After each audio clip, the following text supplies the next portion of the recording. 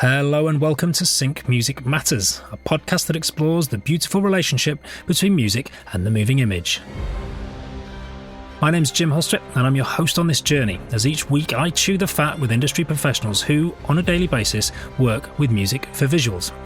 Now you might immediately assume that I'm talking about composers, but I'm also talking about editors, music supervisors, directors, and anyone else who's involved with the synchronous process of pairing audio and visuals.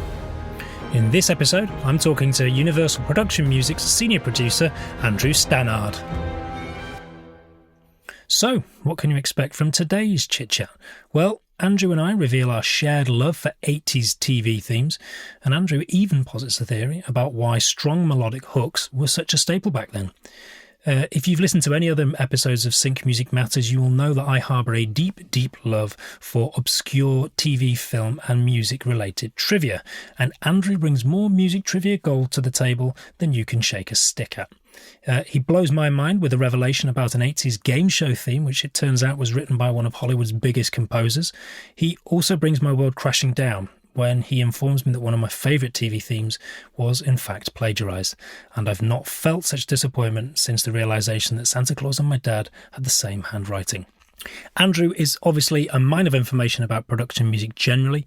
We chat about the golden age of the 70s, how the production music landscape has changed over time, and we also try to break down what makes a great production music track, from using unique sonic textures to splicing unexpected genres. He also has some very sound advice for anyone who would like to get into production music. As ever, links to all the music discussed can be found in the show notes, and I highly recommend checking them out. You can find show notes on your preferred podcast platform or on my website, larpmusic.com/Sync Music Matters podcast. And Sync Music Matters podcast is hyphenated. Andrew Stannard is a senior producer for Universal Production Music. He's worked in production music for over 20 years, starting off as a music supervisor for Zomba, moving into sales for BMG, before joining the production music department at Universal. He's produced countless albums in all manner of genres and has worked with seasoned media composers as well as beatmakers, electronic producers and specialist composers. As well as producing new music for Universal, Andrew looks after an archive of old recordings on the Bruton and Chapel labels. He has supplied samples to artists like Danger Mouse and Disclosure, and through this had a hand in the worldwide #1 hit record Crazy by Gnarls Barkley. Andrew Stannard, thanks for joining me. Lovely to talk to you. Yeah, lovely to see you too. I am actually going to just reference the fact that sometimes in life we have these awkward situations whereby people might be getting our name wrong. And Andrew revealed to me earlier today that actually and I've known you for 6 or 7 years? Yep. I've been getting his name wrong for 6 or 7 years. In my defence, though, I've always known how it's spelt. I think it's a northernism. I think we northerners don't like extraneous consonants, so instead of saying Stannard, I've said Stannard. So yes, Andrew Stannard. Thanks for joining me. But I think it's one of those things where when it's gone so far, it's just too old now. You can't go back now. So you just leave it. Don't worry about it. But well, this is it. It's that awkwardness where had we not done this podcast today, then there might not have been the context for you correcting me, so it would have gone on for years and years. So not only is podcasting hopefully sort of insightful and informative, but it also provides a context for correcting people when they've been saying your name wrong. No worries. No, that's fine.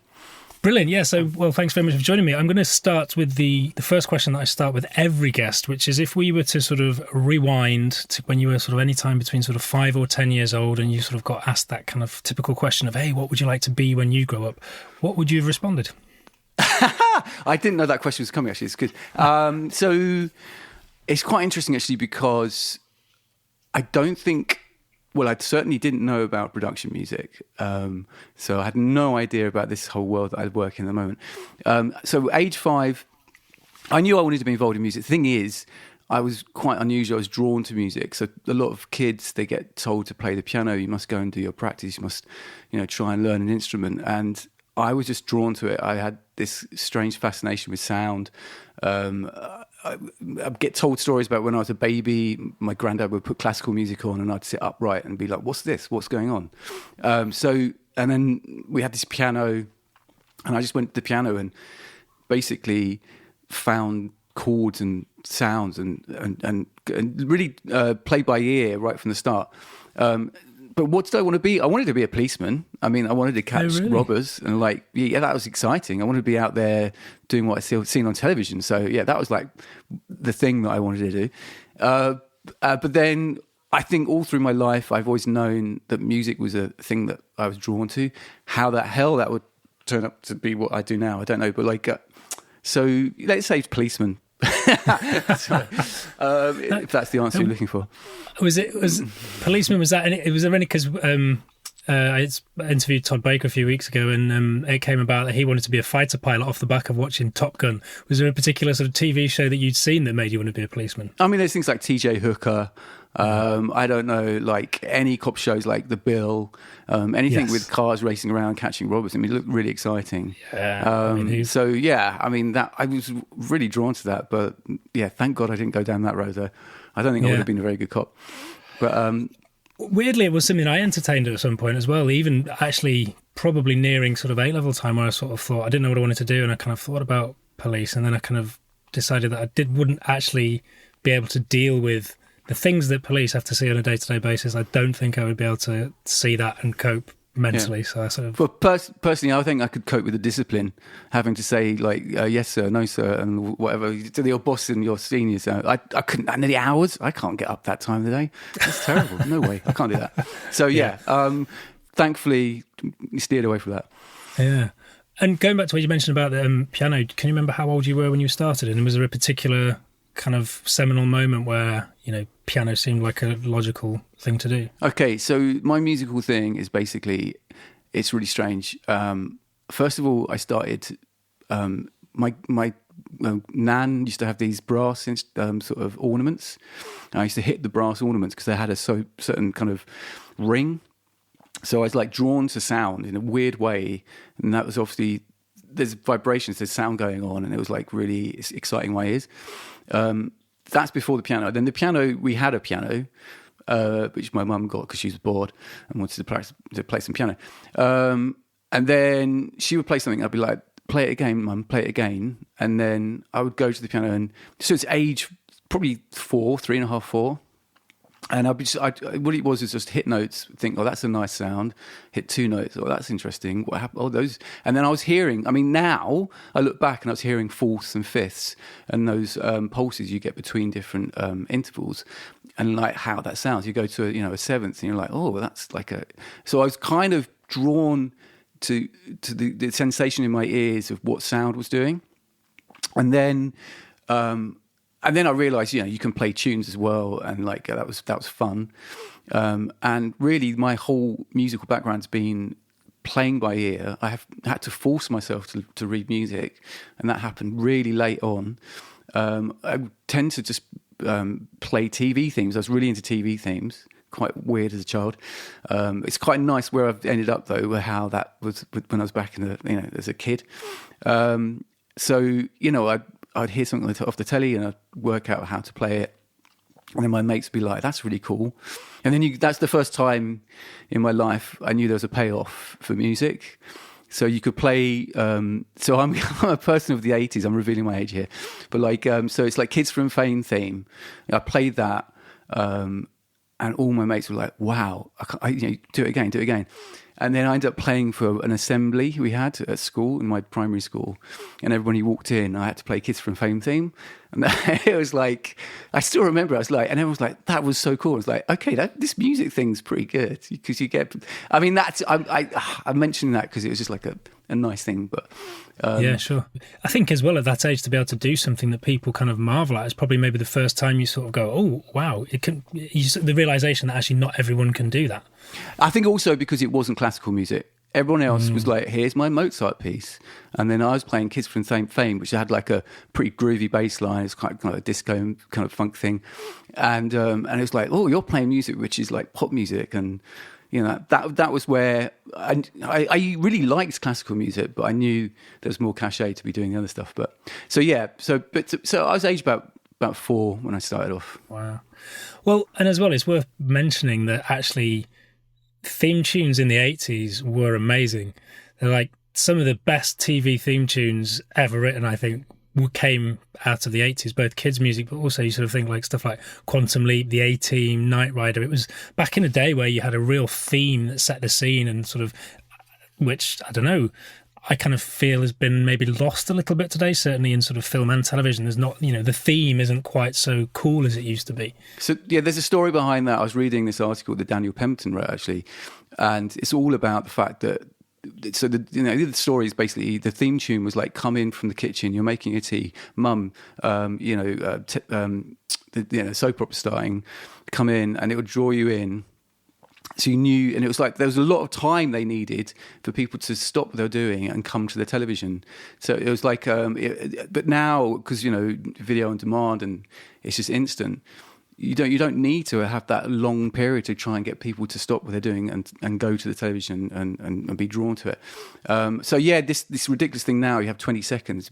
It was like a minute and a half, 2 minutes sometimes. And have you ever heard the Going for Gold theme tune? Well, there's a classic, yeah. Who wrote that? Hans Zimmer. Was it? Yeah, there's a little bit of trivia. So I know that I'm jumping into early bit. Like, so Hans Zimmer famously wrote the Going for Gold theme tune when he was just looking for cash. That is amazing. That is the best bit of trivia I've ever heard. I did not know that. I thought that's why you mentioned it. I thought that's the reason why you brought it up. But no, because there's actually an extended version. So there's the TV theme tune, but then there's also sort of like this really long version where they sort of like go off on one, sort of like talking. But it makes total sense that it's Hans Zimmer that did it because it's an incredible piece of music. Wow. And he was quite prevalent in the 80s, wasn't he? He was doing a lot of sort of 80s. What was the band that he was in the 80s? Well, he did something with Buggles. I remember he was like, yes, that was the Buggles. Yeah. A Video Killed the Radio Star. And but back in the day, when that was like a way to get your cash, and it still is now, and you can go from that into a different career. But I'm just waiting for the day that that sort of like heavy themes come back because I'm a sucker for a good melody. I was talking about this, and like I really, long for the days of big theme tunes coming out. And they do that now with Netflix, but you can skip. And it's true now that because we're binge watching. So I remember The Wire, and it's a great song at this front, it's got this, the theme tune's great. But you're binging it, so you do want to skip it because you don't want to, so it's not the same TV experience. It's not like once a week, here's, Dallas, but one day maybe there'll be some more theme tunes because they were. So what drew me to them was like, you have to do a lot of work, and in a minute you've got to catch people's attentions. You've got to get a great hook, you've got to get a great melody. A lot of effort goes into that. The sound of it, and I think I was drawn to that. I was drawn to this kind of like. Just the effort that went into them. You got something back from it. I don't know. So. Then fast forward. So what was the progression from wanting to be a Bobby to ending up? And what point did you sort of realize? Obviously, you sort of had an affinity for music. At what point did you kind of realize that could be a potential career opportunity? And then what were the sort of steps into music supervision and then sales and then production? Okay, so the story is I play music at school. That's my thing. I get known as the guy who does music. It's clearly my main interest. I love all types of music. I'm playing in all different things at school. I do my GCSE. I do my A level. I go and study a degree in music. Obviously, if I'm going to do stuff further education, it's going to be music. So I'm doing all the education. To be honest, I rebelled against the education a bit because I was a bit sort of like, I can play it by ear. Why do I need to do your rules? Which is a bit stupid at the time. But anyway. And then when you finish your music degree, and essentially, you can, the people, your careers advisors say you can go and work in the Barbican or the Royal Festival Hall. Apart from that, you can teach maybe. Or apart from that, you can go down the route of trying to be an artist, recording artist, or maybe an engineer as well. So I had to really fight against becoming a music teacher. Everyone just expected me to be a music teacher. It was back in the day when we didn't have so many music tech courses. So engineering was quite a niche thing. Being an artist, I don't think I wasn't, I've been in some bands, but I wasn't like pop star material. I did once get, it's so annoying. So my teacher at school tried to get me to go and do some work experience at Airedale because he said, you should do some jingles, you should write jingles. And I had the opportunity of doing it. And I just said, I don't want to do that, it's rubbish. It's like a kid just going, no, I don't want to do that. And like now I'm like, that would have been brilliant. I could have started my career as like a writer doing that. I didn't really know about media composition. It wasn't an obvious place to go. It wasn't an obvious direction. So essentially, I do all my studying. I do all my qualifications. And then like, I literally was like, okay, where do I go from here? It wasn't obvious how to get a break into the music industry, which is really hard to get involved in, But so my main thing that happened to me, my mate's friends had a restaurant, and they wanted someone to play the piano in the background. It was easy money. I could noodle around. So I'm doing this for cash. I'm a student, just get some money. And this elderly couple come in and they say, would you like to play in a green room in this studio? It's a TV studio that they were working in. I didn't even know what a green room was, but I said, yeah. And anyway, long story short, I end up being a runner and also playing the piano for question time. So it was the weirdest experience. Basically, they used to put on question time. There would be David Dimbleby. There would be all these MPs. There would be a green room. They were having a drink. I'd be playing music thinking, this is weird. It's like, who's Gordon Brown up there? It's really weird, trying to concentrate on playing the piano. And then I did running as well because they were like, you can help out doing that. So essentially, my transition from degree to where I am now, I reckon that was really important work experience. So I started doing this TV stuff, and then this job came up in The Guardian, music researcher. I didn't know what the company was, but it sounded good, and I spent a lot of time on the CV. And I had this experience. I'd done some stuff in TV, I think that really helped on the CV. And then I go to this interview in Willesden and thinking, this has got to be the wrong place. This is a really weird place for a record company to be. But I saw some gold discs in the window and I thought, okay, this is right.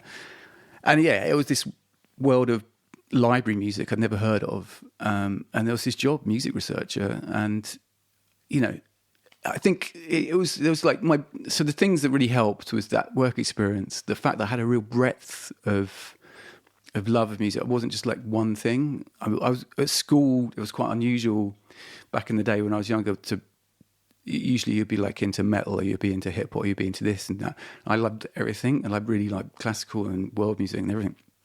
So I had this kind of breadth of knowledge, and I kind of landed in this job basically looking at getting briefs from TV companies and trying to find CDs and tracks that would fit their brief, sending them in jiffy bags. It was very strange.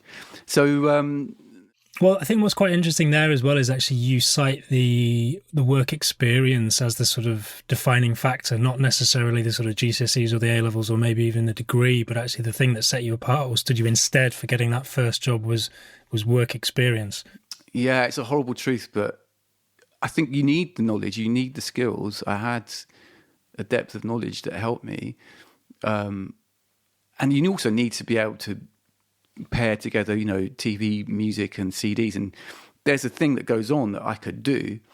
But yeah, to get over the line when it comes on these CVs coming in thousands of them for the person recruiting, it's like, yeah, that's what happens now as well. I think you do an internship or you get some experience somewhere. It kind of makes you seem like you've got a little bit extra, I suppose. Yeah. So, you touched briefly there upon the idea that the experience was what you got through the door, but obviously you then had to be able to deliver. So you're getting searches through, and you've got to find music that works. Putting music to picture or deciding what music works well to picture, do you think that's something that you can learn, or do you think that's just something that you have or don't have? I think you can learn it. I think you can learn those skills. And I think the learning process can either start at the point where someone says you've got to do this, or it could start at the point where you're a child and you're drawn to all the music you hear in films and you're thinking about it in a really subliminal way, but you don't realise. So you're actually learning through your experience, because the weird thing about TV music is we're all watching TV, we're all watching films, a load of people are thinking about the dialogue and the action scenes. You know, as a kid, always I'd be thinking about the music. Even so now, which is quite ridiculous because I can't watch a film without dissecting the score. So, yes, the answer is you can learn it. But I think if you've grown up in a way, which a lot of people I work with and, you know, there's key people I know, have absorbed it in that way, then they've already got a head start. Do you know what I mean? Yeah, sure. And just out of interest, when you listen to sort of songs rather than sort of TV music, did you pay any attention to the lyrics, or were you just focused on the music? Okay, so I'm really weird because I find I'm always thinking about the music. I've got friends who can hear a song and she'll know all the lyrics immediately, can sing it back.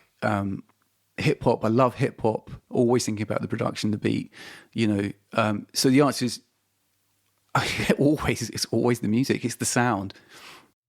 Yeah, no, I was always exactly the same. The only time I started paying attention to lyrics was when I actually started writing them, when I started doing the singer-songwriter thing. But up until that point, the lyrics, you know, most songs I couldn't really tell you even what they were about because it was just always the sonics, the music, what was going on. Yeah, I mean, there was a change. Obviously, a 16-year-old listening to the Smiths, you know, Morrissey talking about all his pains and that, you know, you're feeling yourself. There were moments in my life where lyrics became really powerful, like listening to Van Morrison. It's a little epiphanies where lyrics came to life. But I'd say, generally speaking, I'm always thinking about the music. It's weird. There's a thing I always talk about, like Stock Aitken and Waterman. I used to hate them when I was a kid, okay? I should be so lucky. I understood that was a really well-crafted song, so I knew that there was good composition going on there. But I remember thinking, I really hate this. And now, where I am now, I know why. It's because all their production was the same. They used the same sounds, the same settings, and there's a sonic thing going on which is boring and lazy, and it just didn't thrill me. And then it was the other people around there who were doing, oh, check out this sound, check out this synth. Oh, actually, no, what about this little thing here? And I was like, yeah, that's cool. Yeah. So it's kind of interesting. You know, when you look now at what you thought of when you were a kid, and you can see the reasons why. Yep, absolutely. I suppose actually be a good time to sort of just clarify what production music is for anyone listening who doesn't know. How would you define production music? So it used to be called library music, and that was changed because it was seen as being cool, like demeaning. But yeah, so production music is essentially music that's been created specifically for TV and film and all other media. And it's done speculatively. So you create something, you used to release a CD, I'm that old, and then it would go on a shelf in an editing suite in Soho. They'd say, quick, we need to get something in the background here. We need some sort of like atmosphere, some mood. And they'd use that track and they'd know that they could clear it. It was going to be affordable. It wasn't going to be a problem. And it was this little niche of music which would end up on countless TV programs in the background, or even as a theme. But it was just made by people guessing that, oh, this kind of sound seems to be really popular at the moment. We'll do the CD of this, and it would end up on TV. So it's kind of a weird. It's a library side. There was a library of tracks you could choose from, and I mean it's just a strange hidden world of music, I think. Yeah, and it is a fascinating world, and I think a lot of people. Well, you yourself said that, you know, coming out of university, you didn't even really know what music for media was. That you didn't really know that production music or library music really existed. But you mentioned there that how, you know, it used to be sort of put out on a CD. So, and obviously there's some classic old pieces of library music. So like the Match of the Day and Grandstands, a lot of sort of sporting theme tunes from, is it probably even the 70s, was it? Late 70s, early 80s? Yeah, I mean, the 70s was the golden era. So, I mean, there was the recent passing of Alan Hawkshaw, who I was lucky enough to get to know and work with. And, you know, he was responsible for, you know, the Countdown theme and, like, you know, Grange Hill. And, people have now realised that there's this huge wealth of great hits. And tunes that everyone knows, but you didn't realize where it came from. So yeah, I think there's more recognition now. There's that whole thing about people sampling the tracks, is what I've been involved in as well. There's beat hunters have been digging through library records in secondhand shops for years. So it's coming to the surface a bit more now, I think. Yeah. And how has the landscape changed? Because you mentioned sort of before, you get a CD, you sort of put it out there, and obviously now that everything's gone digital, how has the kind of landscape, and therefore I suppose the music, changed over sort of like the past, what we're talking nearly 50 years? Well, yeah, I mean... No, I'm not saying that you were obviously... No, I've not been here for 50 years. Beginning. We've been working for a long time in this business, but not that long. So basically, I mean, the way I see it, so you've got the golden era in the 70s, the recording equipment was amazing, the best session players in London will come in, everything sounded brilliant. The 80s, we drifted into the world of synthesizers. Sometimes it got a little bit, not quite sure. Late 80s, early 90s was not a great period. Sonically, wasn't the production qualities weren't that great. Through the CD period, things really improved, and it's to do with technology and what people could do without going to a huge studio because the budgets were cut. Basically, the digital era essentially means quantity. It just means that everyone can put out live music. You don't have to spend a huge amount of money on pressing a Glassmaster or whatever it is, or is it Glassmaster? I think it is. Yeah. Anyway, the pressing of CDs and distribution of CDs is a full-scale, expensive thing to have to do. Digital means it's open to everyone. You can release as many tracks as you want daily. So the main thing I'd say was the competition has grown hugely, and so many more people making this music. But then weirdly, there's a democracy because there's people in their bedrooms who've got Ableton and they've made a great beat and it works and they can get a slice of this action, whereas before it would be a chosen few who knew the company and would go to studios and record. So there's kind of swings and balances, swings and roundabouts for both of them. But I don't know musically. I mean, musically, everything's basically, the competition is that basically people now expect us to make music which is exactly the same as a record company and the same quality, the same standards. It can be tricky because the amount that goes into a huge pop hit, they'll get mixes by the best mix engineers in the world. They'll get 3 or 4 of them. They'll choose it. They'll go back and tweak it. That's one track.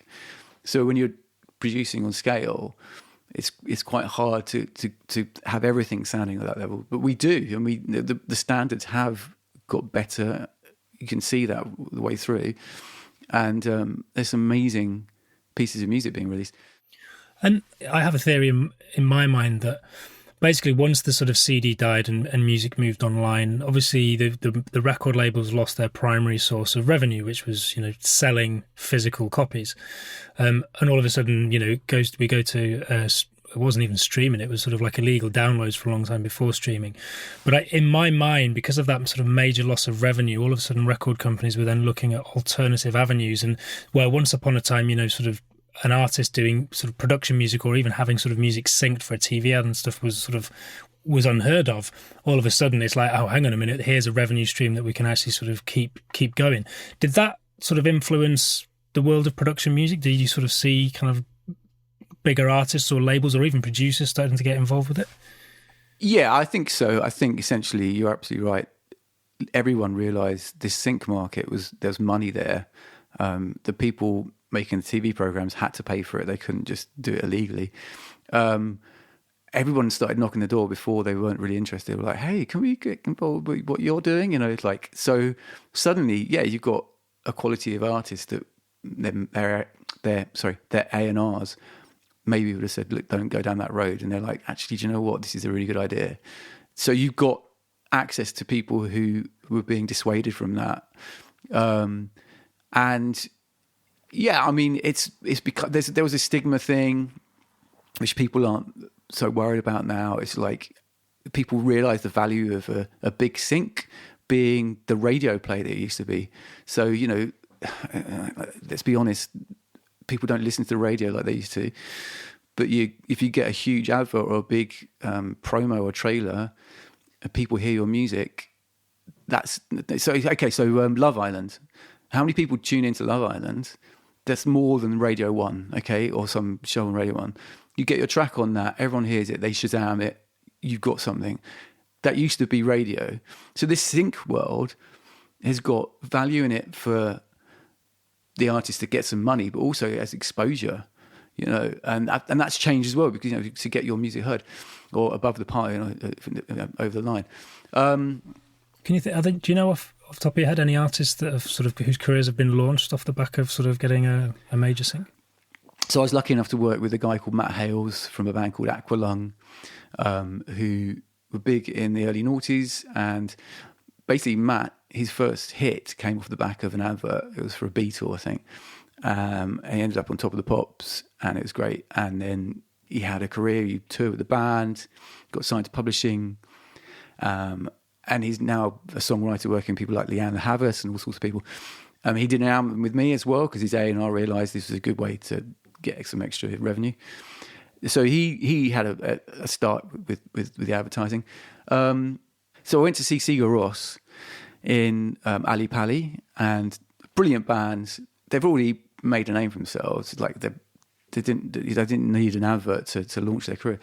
But what was really interesting, there's a track which was used on a BBC promo for Life on Earth, I think it was, and the biggest cheer came for this track. And I was thinking, is that because that's become a bit of a hit? Because everyone was talking about it, people were Shazamming it. Who is this? What's this track? And like the crowd reacted as if to say this was a hit. And I wasn't sure. Could well have been the TV show that it was the promo which made that, like, oh, that tune. Oh yeah, that's the big one. Come on, let's have that. I don't know. For other people, there's probably more artists who've had a launch off an advert. I don't know. It's a tricky one. That could be a good time to sort of segue into going under the skin. Under the skin. There's a project I worked on, and it was released in 2020. We recorded just at the end of 2019, so we were lucky to get some recording in. And I worked through the early lockdown period. So what was interesting about this project, it was a collaboration between some guys who were electronic producers, and they had a career making beats, and they'd gone into production music. And then I wanted them to collaborate with this guy, Andrew Stannard, who's an amazing orchestrator and composer, and works with orchestras all the time, and great with that sound. So it was bringing together these two sides of things. And the guys, the electronic producers, hadn't really worked with an orchestra before. So it was kind of quite exciting. We had the chance to record in Abbey Road, which was like exciting as well. It's a nice place to go. So yeah, I mean, it was one of these things where I knew that there was a sound that TV loves, and essentially strings and orchestra give you scale, give you an epicness, but also give you quality and a lush sound. I knew that the sampled orchestras are great, but when you record, it sounds so much better. We did hybrid in the end. We did use both, but that live sound was really important. And the beat makers, is it sort of like, are we talking sort of four to the floor, sort of housey techno type thing, or are they sort of breakbeat? Or so the people, Ollie Holmes used to be in Bar 9. So his background is dubstep. He's moved away from that now because dubstep's not really the fashionable thing it used to be. So he's someone who's got a definite feel for like electronic music, bass, but also future bass and like hip hop and groove and stuff. So he's not really a house person; he's more like a groove person. The other guy was Digital Dog, and he did loads of remixes, and he can lend his hand to anything. So it could be like an EDM track, but also like a hip hop track. So it's more the skills of production and crafting that sonically and making it really jump out. There's skills there. People can make beat music and it can sound rubbish, but these guys are amazing. Yeah, I suppose a good question is like what makes a good production music track? That's the $1 million question. You know what? I mean, there's no one answer. It's like I've worked on tracks where I was like, I knew this was like a big tune, and it's gone on to be successful. Okay, so there's two things, first of all, to say. So a library music, production music track can be successful because you're working to the short form advertising market. So you're basically grabbing people's attention. You've got something which is gets your ears and makes you go, what's that? It can be used then in a theme tune, in a promo, in a trailer, or an advert. And that can make a lot of money if you get that right, and these tracks in this project I did at Abbey Road, some of them were really big and orchestra and beats. But then at the same time, you can make a lot of money by being something which just sits in the background but does a certain job, which is this weird world of not too negative, not too positive. It's sort of in between. It keeps the picture moving. A lot of production music is to do with keeping images moving. So you need motion and movement and kind of an underlying kind of feeling of pulse and stuff. So something that works along those lines can make a lot of money, but it's maybe not as an obvious sort of hit when you listen to it because it just sits in the background. I can't. There's no answer to what makes a great library track. But what about structure as well? Because obviously, ultimately, the people that are working with production music are editors, and this is something I'm keen to explore on the podcast. Is it's about people who work with music and the moving image, and under that umbrella, I'm including editors and directors because they are involved on a day-to-day basis. And I always think editors, in many ways, are not gatekeepers, but they have quite a lot of power in terms of they're the ones who are sort of auditioning the shortlist, and quite often, unless they've got a hands-on director or producer, are making calls about what music to use. But obviously they're generally sort of telling some kind of, even if it's sort of like a short clip, there's sometimes a bit of a narrative arc, and they're using the music to support that. So what structurally goes into making a good library music track? Well, there's some things that, over a period of time, you begin to realise that if you do this, then it's going to really help. And it's to do with what people are trying to use your music in. So, okay, let's say positive music, it builds. It starts off small, it grows. Building is this word that people always talk about. You have a sense of anticipation, something that's about to happen.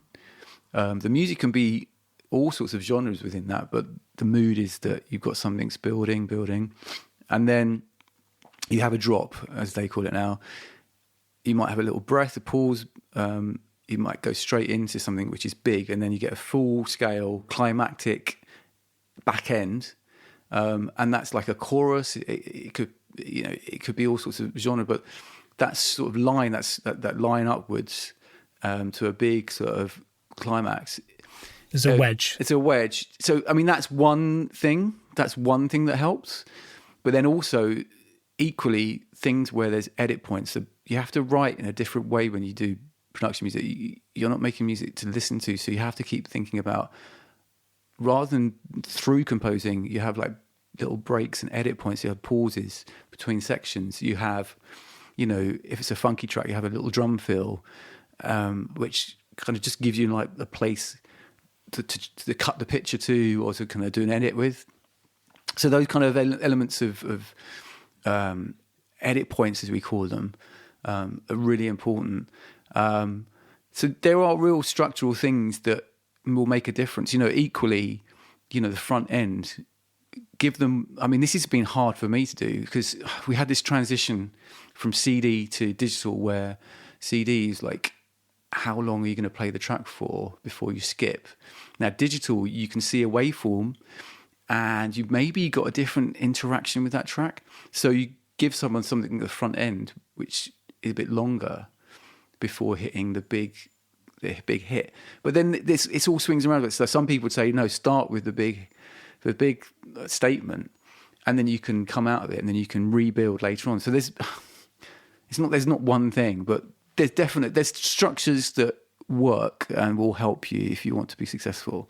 Yeah, that's really interesting because I've always thought that to start start bold, because sometimes an editor might not listen beyond the first few seconds. But yeah, I mean, I'm at the same time, I'm also very aware that obviously I've sat next to editors and watched them. They sort of use the waveform as a guide to sort of drop in and listen to different points, and obviously they can skip through that track in a way that they couldn't initially with a CD, because you'd sort of get in, and if it wasn't right straight away. It's interesting. I mean, I think, I'm always interested more about how people listen to music. I mean, I know that I can speed listen, I can go through, and I think this is what editors do.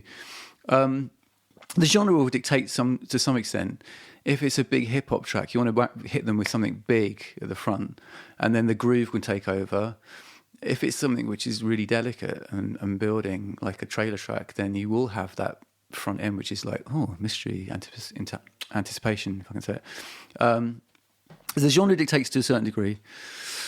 And what about hooks? In terms of sort of like a lot of the tracks on the Universal catalogue, do you notice that a lot of the successful ones have strong hooks? Or because you mentioned before that some tracks just sort of sit underneath and provide a rhythmical bed, but where do sort of hooks feature in terms of importance in your mind? Okay, so the hook is really important if you want to nail that advert or promo, and it's that catchy thing that people like. So it could be the hook's part of the groove, and the groove just feels right.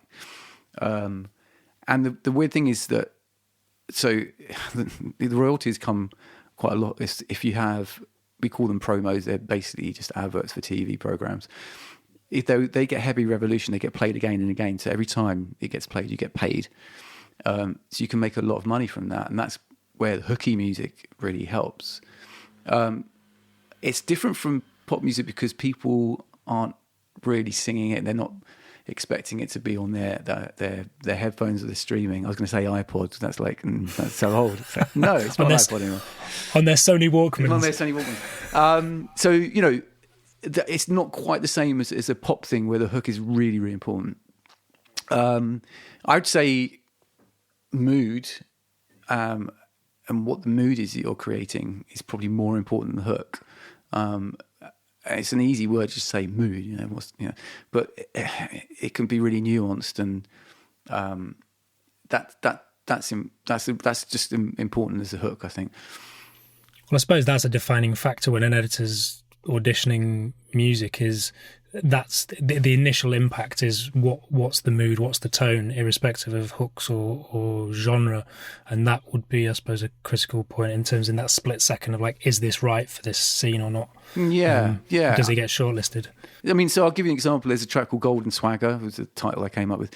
Some guys wrote, it's been huge. It's got a huge brass hook at the front. It goes into a hip hop beat. And it just works. It works with so many different contexts. That is a piece of hook music which is killing it.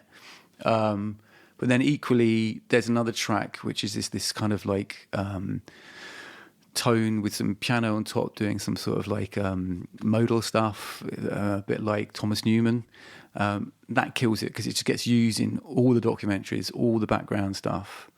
So you can get, one's working for one thing, the other one's working for another thing. But if you can write a hook, then go for it. And we do like hooks in production music. We're up for it. So yeah, you can always get the non-hook version, or use the stems to sort of not have it. Oh yeah, to ruin it all. Yeah.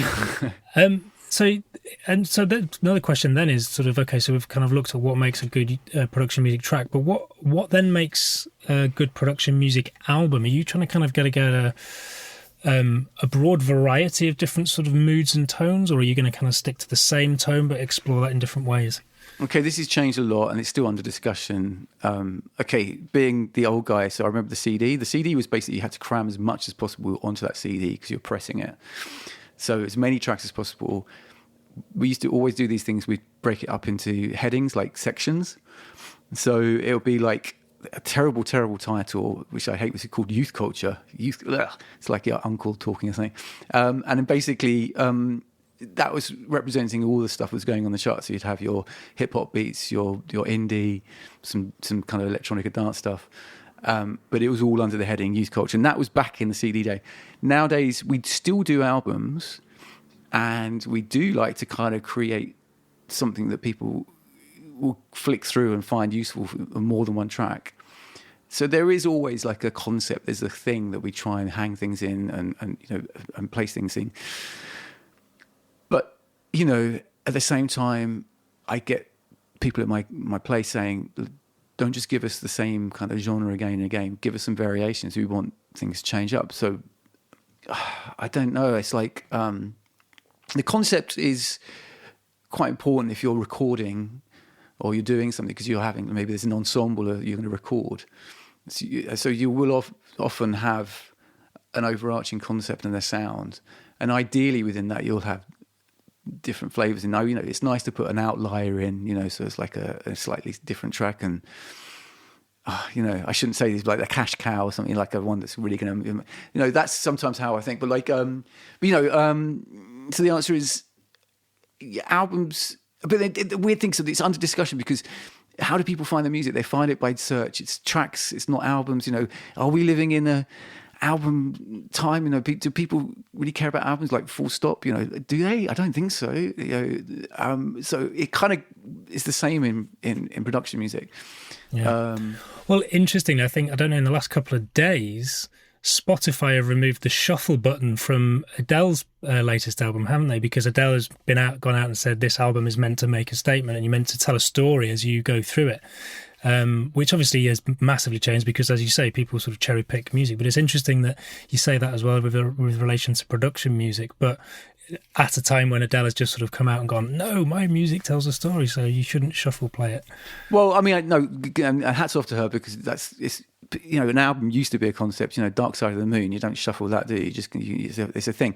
So I think for headphones music, definitely albums need to be really cherished, and people should try and listen to an album and go and actually use your record player if you have one with your vinyl that you bought, and listen to it all the way through.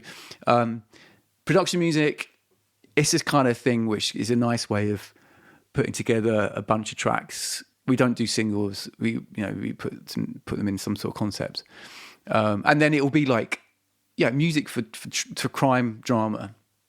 It's a huge thing, like so many crime dramas being made. We'll have different shades of like eerie, really kind of like dark. Then there'll be something a bit more kind of like actiony. There's lots of shade and light you can do within that. Yeah, sure. And you mentioned obviously this sort of amalgamation between these electronic beat producers and the sort of orchestral.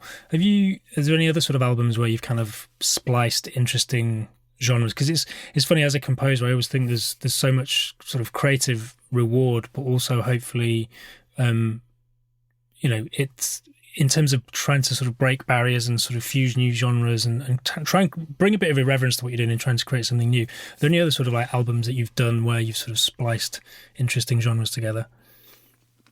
I mean, my favourite experience was back in a time when we were sampling from our own catalogue, and we would basically dig through the archives and get people to use this music and turn it into new stuff. And that was a really nice reinterpretation and just using these little fragments and doing new stuff with them. We don't do that so much now because it's complicated on the admin side. But yeah, I mean, this is a really good question now, because I'm like trawling through like all the things I've ever done. Like, what's the most interesting thing? I mean, it's really hard. I suppose it could be even using interesting instruments. Doesn't necessarily need to be different genres, but where you kind of taken a kind of random instrument or... I mean, it was one thing that was quite nice, because trailer music, like, what can I say about trailer music? It's become this thing, and it's like a trope, and we make the music, it makes money, and there's a reason for it. You're always trying to find something new to do. So I was lucky enough to work with Enon Zur, who's a really amazing composer. And we did this thing which was like a kind of virtuoso string quartet, and it was kind of dipping into the world of Baroque music, some really elaborate passages on the violin. You had a kind of a period thing going on, but it wasn't period, and it would kind of do a trailer thing. And that for me was like a really nice opportunity to do trailer music, but it's not just another trailer album. You know, there's a guy who did this trailer album for a colleague of mine, and he used loads of early instruments and like sort of like European early instruments. I can't even name what they are, but like there's a sound to them, and it just brings something new. There's, you know, you're always looking for trying to do something new. I mean, I'm working on a project hopefully next year where I'm going to be working with viola da gamba, maybe consort of viols, and there's a really rich sound to that instrument, which can just bring something extra to what would normally be just another string album. So I just did a short film, horror short, and using a nickel harper, and again, it's just I look back on the process, and what I wish I'd done is I wish I'd brought the nickel harpist in at the beginning, because what I did is I composed and then had them come in and sort of play stuff, whereas actually there was so much fun to be had in the exploration of the nickel harper and what it can do and getting all sort of crazy sounds out of it, which I think that would have probably informed the score in a different way, but it's just those unique textures, and you sort of the things that you listen to and go, oh, what's that? That's a bit weird, and it sort of piques your interest and your attention, I suppose. Yeah, I mean, I'm definitely always looking for new things to do. I mean, a lot of what we do has a purpose to it. It's quite functional, and that's the job I do, and that's fine.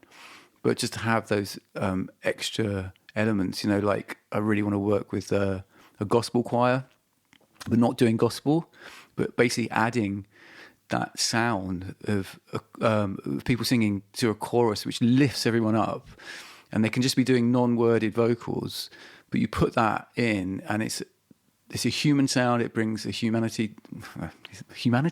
It brings like a warmth to the thing, lifts your soul. It triggers something, because the sound of people singing in a gospel choir does something kind of immediately to your emotions.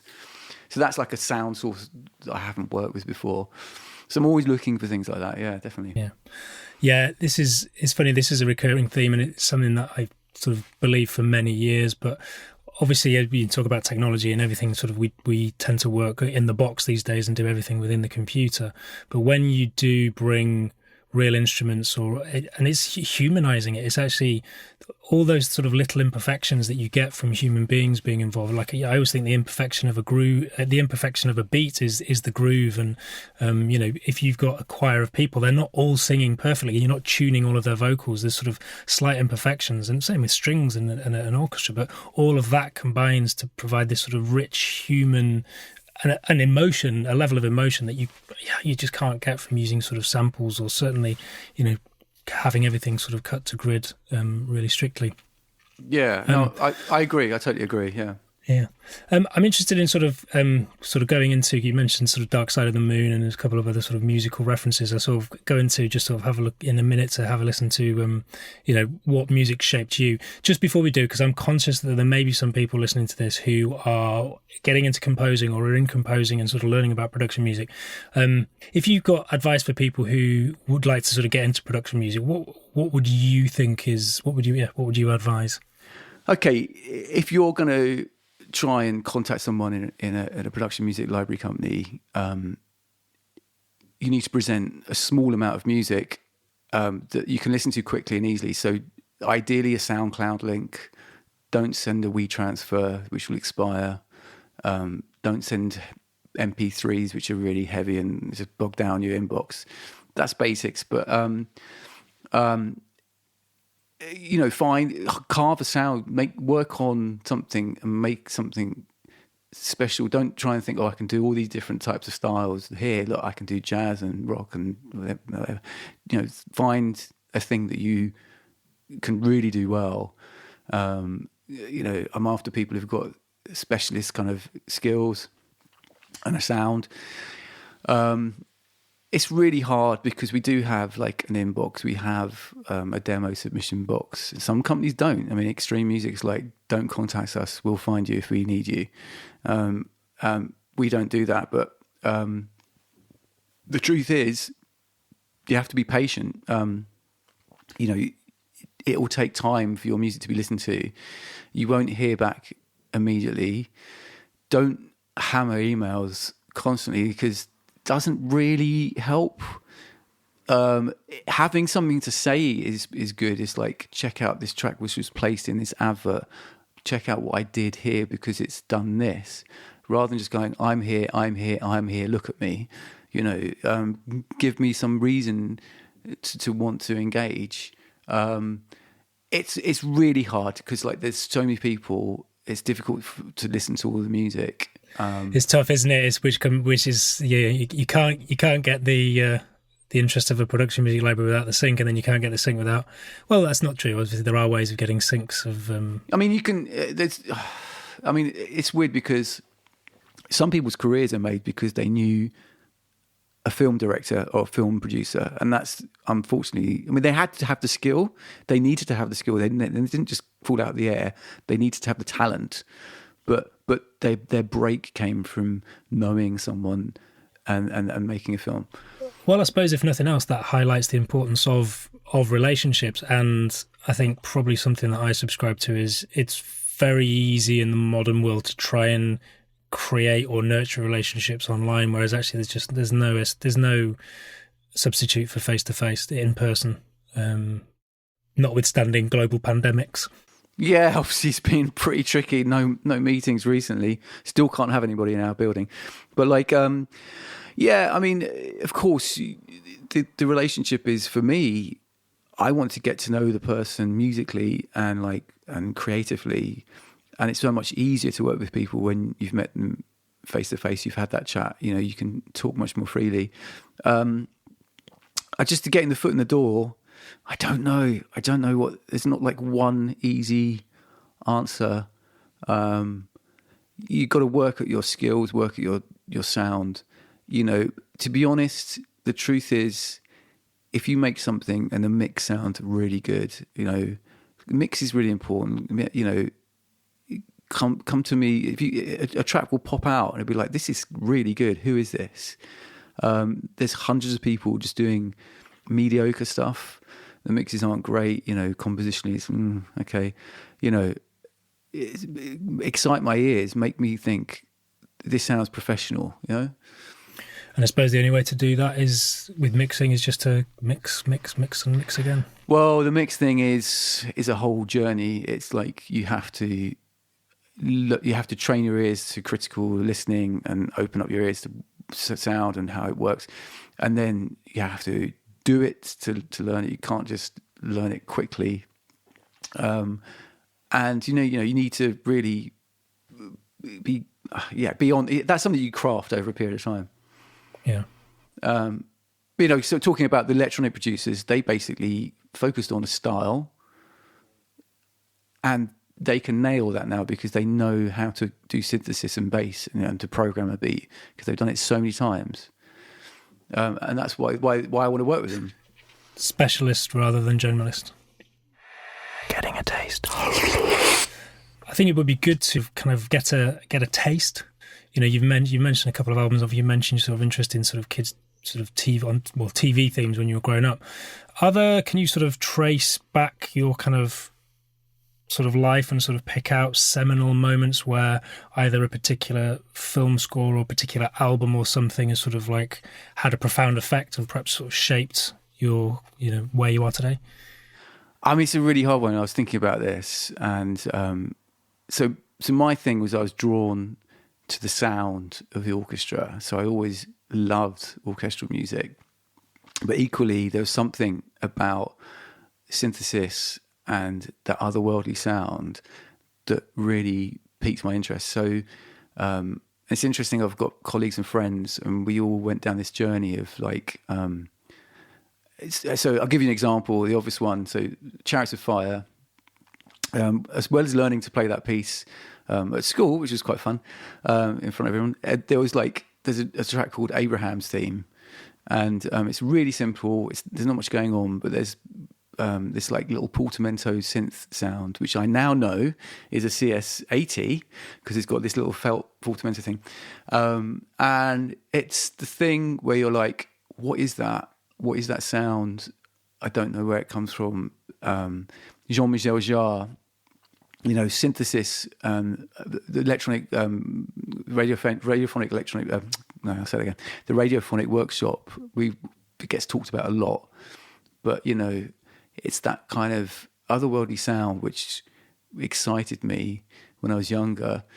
My journey through music has been this kind of different stages of like discovery, and really, I don't know if it's a film score thing. It's more like discovering Zukus music and like sitar and like different scales in world music. Discovering there was when I did A-level, we got played some Steve Reich. I'd never heard of minimalist music, and I was like, "What is this? This is really good. I need to know about this." And like it was like that was an epiphany, just as a music lesson. There's I suppose I don't think there's been key scores. Maybe I don't know. Vangelis has been like as a standout. Everyone loves John Williams. It just goes without saying. But like, it's sort of like that wasn't that an epiphany? I don't know. Yeah. So my journey has been through different stages because I'm pre-internet. It was all about discovering music more organically. So someone would have a record, or mate's dad would have a record collection. You'd find this thing. What is this? Discovering jazz, discovering world music, discovering Pink Floyd and all the psychedelic stuff, all different parts of a journey. Then tuning into pirate radio, listening to rave music, thinking, "What's this? This is," and it's all about new. So it's like there's been a lack of new recently, which is a real shame.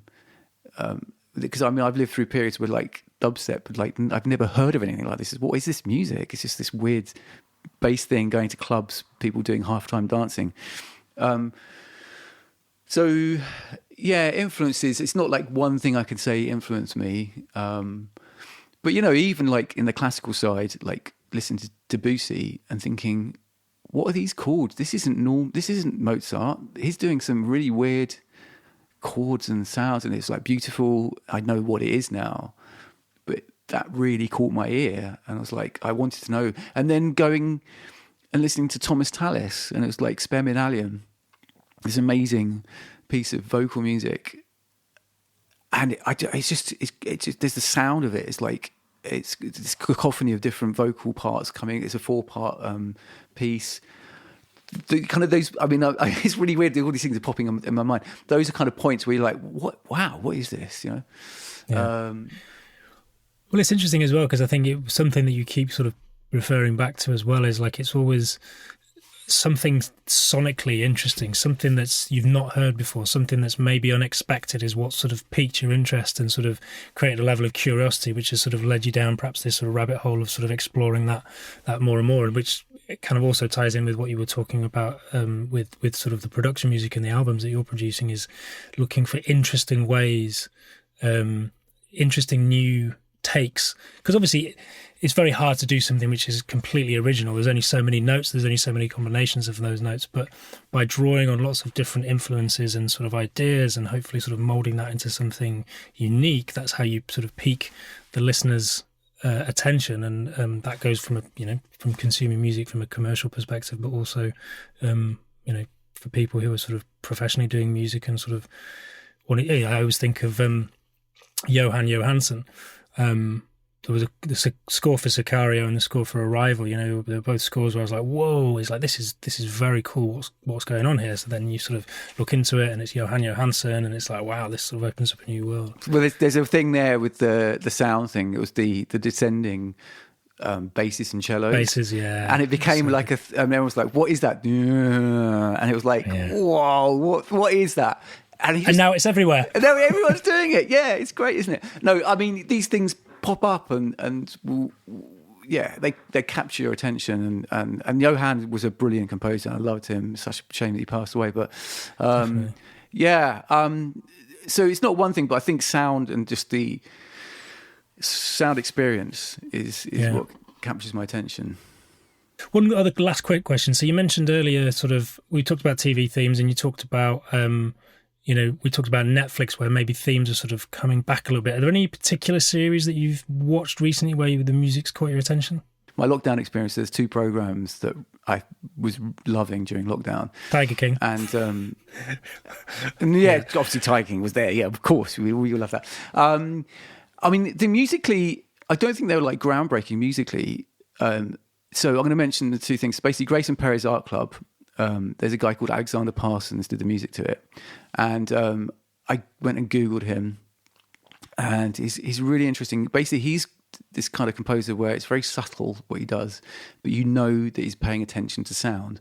He's got modular synths, he plays the violin, he does these little subtle things. He's got this like Farfisa organ, he does this kind of quirky thing with and it's crafted. It's music with TV, but it's crafted. He's put some time and thought, how do I get this sound right? It's not just gone to Omnisphere and gone, that'll do. It's more than that. So that program was a brilliant program as well. There was like some, was it Mortimer and Whitehouse? Mortimer and Whitehouse gone fishing. And what was really interesting about that was a soundtrack of music which has been chosen by a music supervisor. It's not being composed. But there was a thread to it. And it's really great because someone's made a Spotify playlist. Thank you to the people who make these and found all the cues.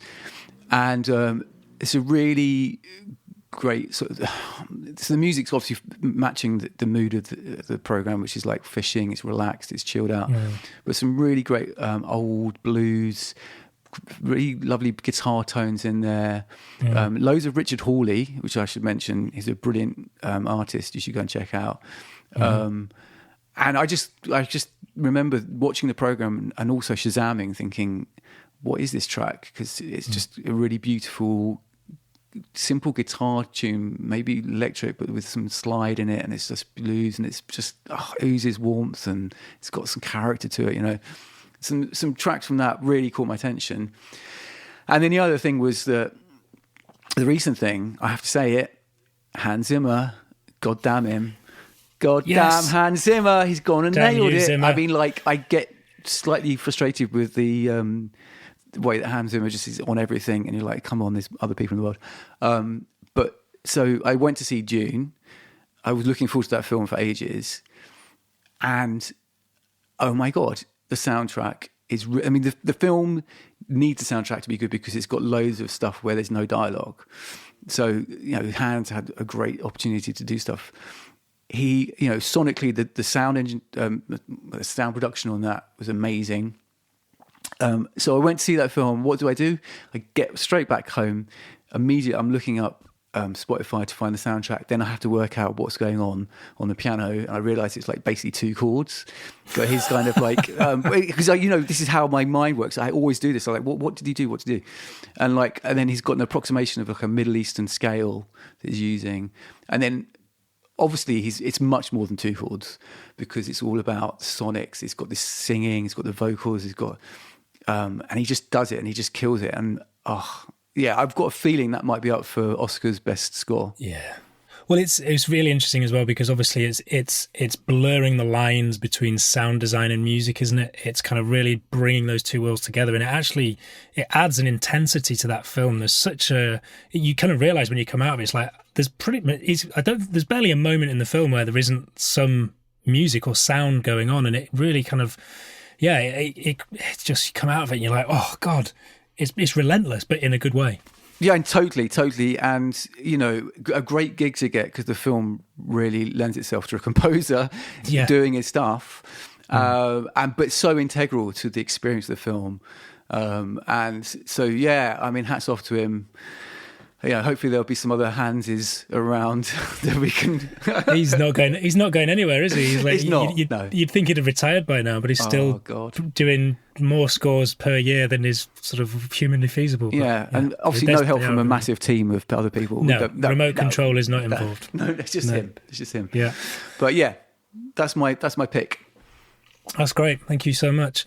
So I'm going to sort of kind of wrap it up now. I like to finish with the trivia sort of section, but actually you have just probably the best bit of trivia ever that Going for Gold theme tune was done by Hans Zimmer. So what I do with every episode is I'm going to put links to every sort of bit of music or person referenced in the show notes.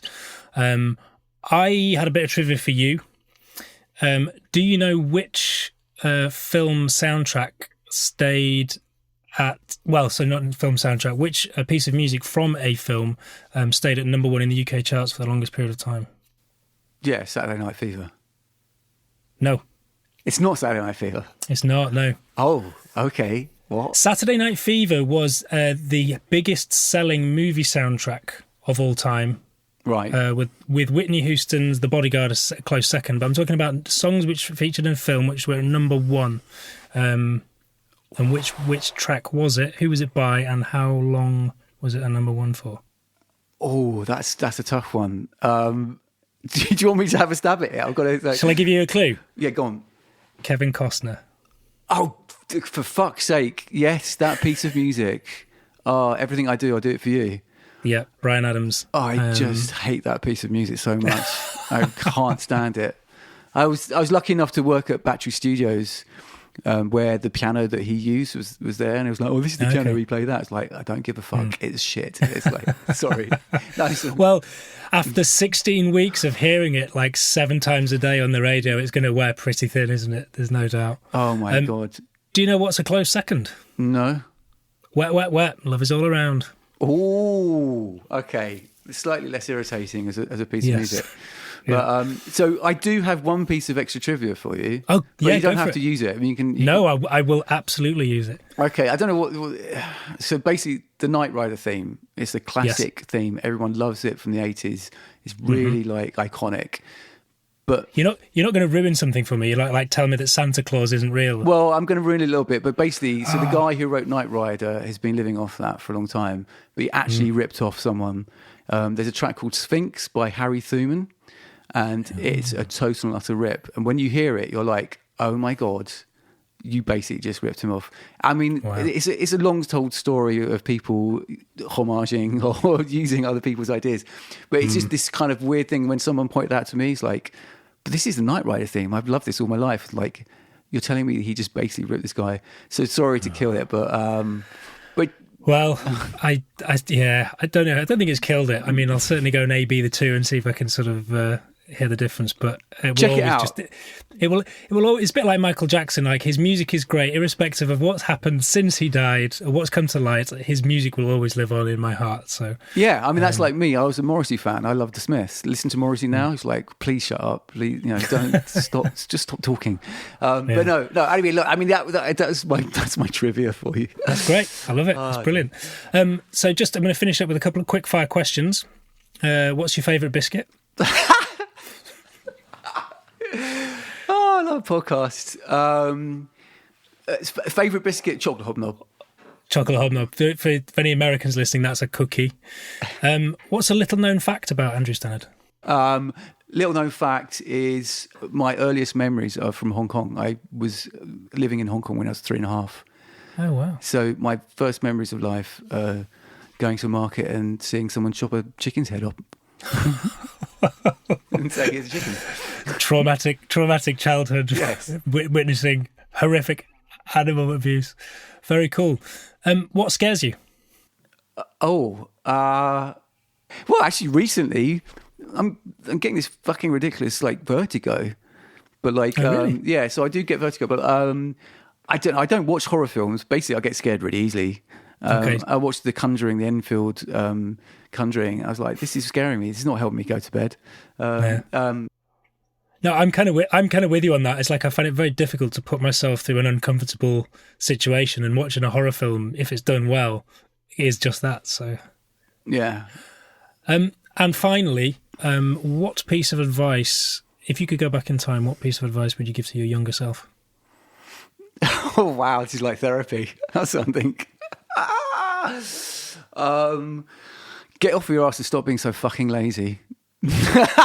Hey, getting off your ass and being... I think I'd have probably saved myself 15, 20 years if I'd have gone back and given myself that advice. Whether I probably wouldn't have listened, though, because I was too lazy to listen. So, but hey. Okay. Awesome, Andrew. Thank you so much for taking the time to chat. It's been incredibly interesting and insightful. Good luck with the sort of the new Viola da Gamba. Viola da Gamba, I know. It's very possible. Other challenges of 2022. And we'll catch up soon. Thanks. It's been really great talking to you. I've really enjoyed this. Thank you. Thank you very much for listening. If you've enjoyed this episode, and given that you've listened this far, I feel you might have, then I would be honoured and incredibly grateful if you could take a moment to subscribe, rate and review on your podcast platform of choice. By subscribing, you'll automatically be notified each time a new episode drops, and by rating the show, you tell the artificial intelligence that will soon be running the world that this podcast is worth listening to. I certainly get a lot of insights and value from these conversations, and I genuinely hope you do too. If you'd like to get in touch with the show, then you can email me, podcast@larpmusic.com. Larpmusic.com is my digital abode, and the home of the podcast is larpmusic.com/Sync Music Matters Podcast. And Sync Music Matters Podcast is hyphenated. Thanks again for listening, and until next time.